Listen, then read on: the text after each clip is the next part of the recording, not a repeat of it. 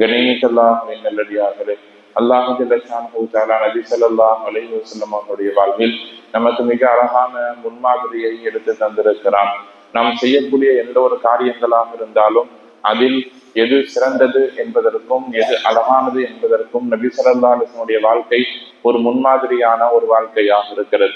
ரசூலுல்லாஹி ஸல்லல்லாஹு அலைஹி வஸல்லம் எல்லா இடத்திலிருந்தும் இருந்து நின்று நீங்கள் இதை இப்படி செய்ய வேண்டும், இப்படி செய்ய வேண்டும் என்று அழகான வழிகாட்டுதல்களை நமக்கு நிறைய சொல்லி தந்திருக்கிறார்கள்.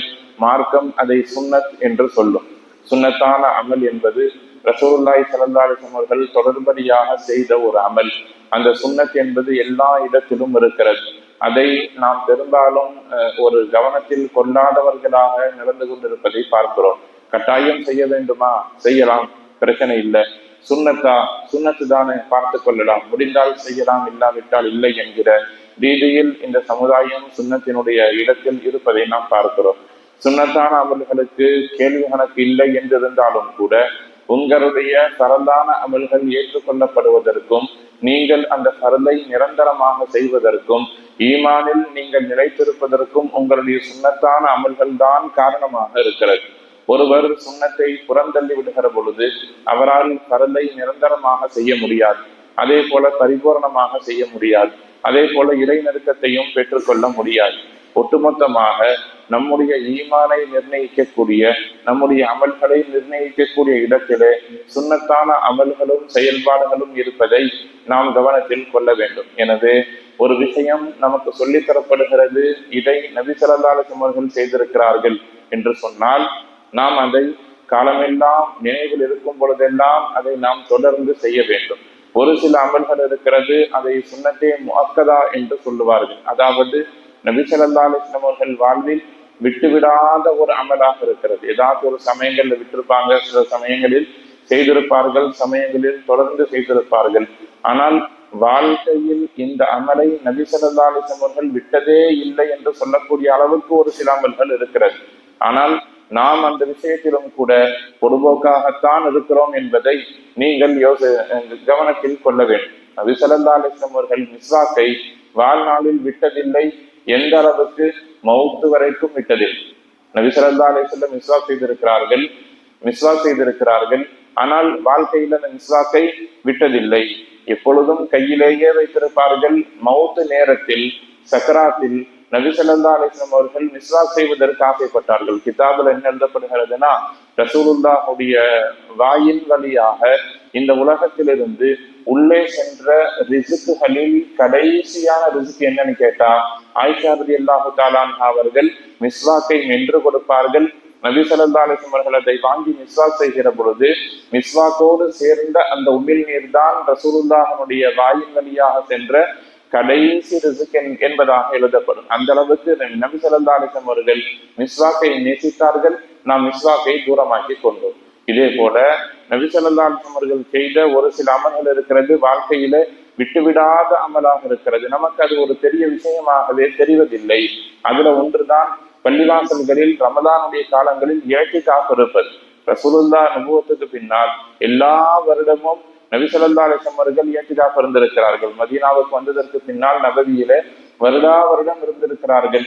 ஒரு வருடம் ரசூலுல்லாஹி ஸல்லல்லாஹு அலைஹி வஸல்லம் அவர்கள் இல்லாத போது அடுத்த வருடம் சேர்ந்தும் இருந்திருக்கிறார்கள். ஹதீசுகளில் செய்திகள் பதிவு செய்யப்பட்டிருக்கிறது.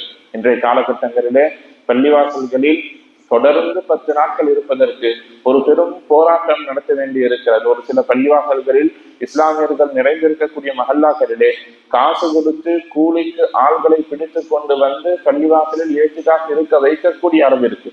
அல்லது 10 நாட்கள் சேர்ந்தால் போல் என்னால் துன்யாவை விட முடியாது என்று சொல்லிவிட்டு ஒரு சில மக்கள் 5 நாட்கள் இருப்பார்கள். இன்னும் ஒரு சிலர் 5 நாட்கள் இருப்பார்கள். 10 நாட்கள் பரிபூரணம் செய்யப்படும். இந்த நிலைமையில் தான் இஅ்திகாஃப் இருக்கிறது. ஆனால் இஅ்திகாஃப் என்பது ரசூலுல்லாஹ்வால் ஒரு வருடம் கூட விடாமல் இருக்கப்பட்ட ஒரு அமல். ரசூலுல்லாஹ் வருஷம் இருந்திருக்கிறாங்க, கடைசி வரைக்கும் இருந்திருக்கிறார்கள். ஒரு வருடம் மிஸ் ஆன பொழுது அடுத்த வருஷம் சேர்ந்திருக்கிறார். அப்படி இஅ்திகாஃபுக்கு முக்கியத்துவம் இந்த சமுதாயம் கொடுக்க வேண்டும், ஆனால் கொடுக்கவில்லை. இதே போல இன்னும் ஒரு சில அமல்கள் இருக்கிறது. நபி ஸல்லல்லாஹு அலைஹி வஸல்லம் அவர்கள் காலமெல்லாம் செய்த அமல்களில் ஒன்று வலது கரத்தால் எல்லா விஷயங்களையும் செய்வது. வலது புறத்திலிருந்து ஆரம்பிப்பது, வலது கரத்தால் செய்வது, வலது பக்கம் இருக்கக்கூடிய நபர்களுக்கு முக்கியத்துவம் கொடுப்பது என்று வலதை நபி ஸல்லல்லாஹு அலைஹி வஸல்லம் அவர்கள் நிறைய இடங்களில் முற்படுத்தி இருக்கிறார்கள். நாம் என்ன செய்கிறோம்? வலதை ஒரு பொருட்டாக எடுத்துக் கொள்வதில்லை. எல்லா மக்களும் சரி, சாப்பிடும் பொழுது கட்டாயம் வலது கரத்தில் சாப்பிடுகிறோமே தவிர வேறு எந்த சூழ்நிலையிலேயும் வலது இடதை நாம் முற்படுத்துவதில்லை. நபி ஸல்லல்லாஹு அலைஹி வஸல்லம் அவர்கள் பள்ளிவாசலுக்குள்ளால் வருவதாக இருந்தால் வலது காலை முற்படுத்தி இருக்கிறார்கள். வீட்டுக்குள்ளால் செல்வதாக இருந்தால் வலது காலை முற்படுத்தி இருக்கிறார்கள்.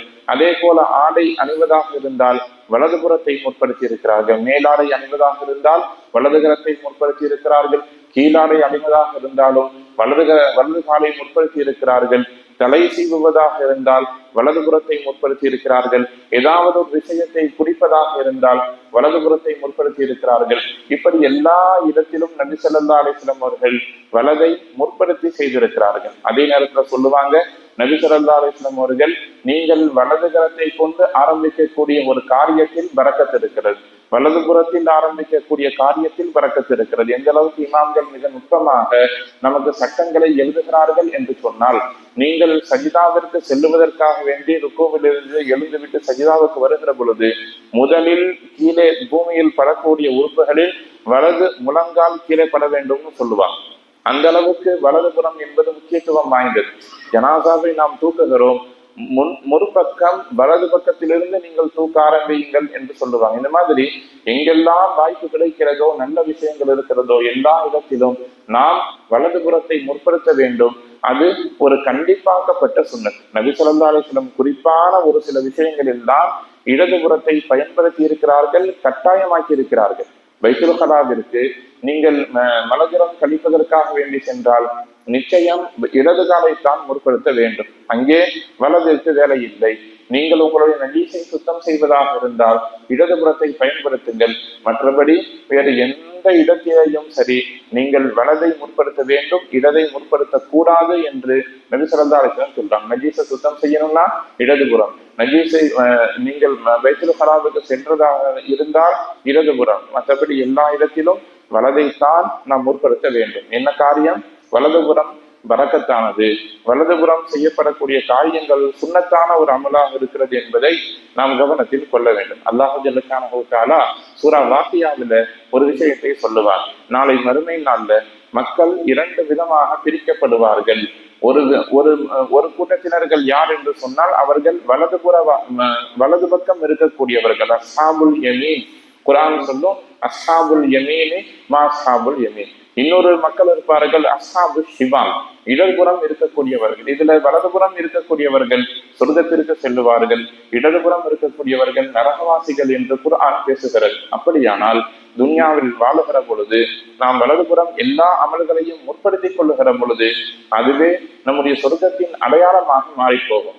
நாம் துன்யாவில் வலதுபுறம் தொடர்ந்து செய்து வருகிற பொழுது அல்லாஹ் அந்த அமலை ஏற்றுக்கொள்ளுகிறான் என்று சொன்னால் அதுவே நாளை மறுமையில் மஹ்ஷர் மைதானத்தில் நம்மை வலதுபுறத்தில் கொண்டு சேர்ப்பதற்கு போதுமானதாக இருக்கும் என்பதை நாம் நினைவில் கொள்ள வேண்டும். அதே போல அமல் நாமாவுடைய பட்டோலை நாளை மறுமையில் கொடுக்கப்படுகிற பொழுது யாருடைய அமல் நாமாவுடைய பட்டோல் வலது கையில் கிடைக்கப் பெறுகிறதோ அவர்கள் சொர்க்கவாசிகளாக வெற்றிக்குரியவர்களாக கருதப்படுகிறார்கள்.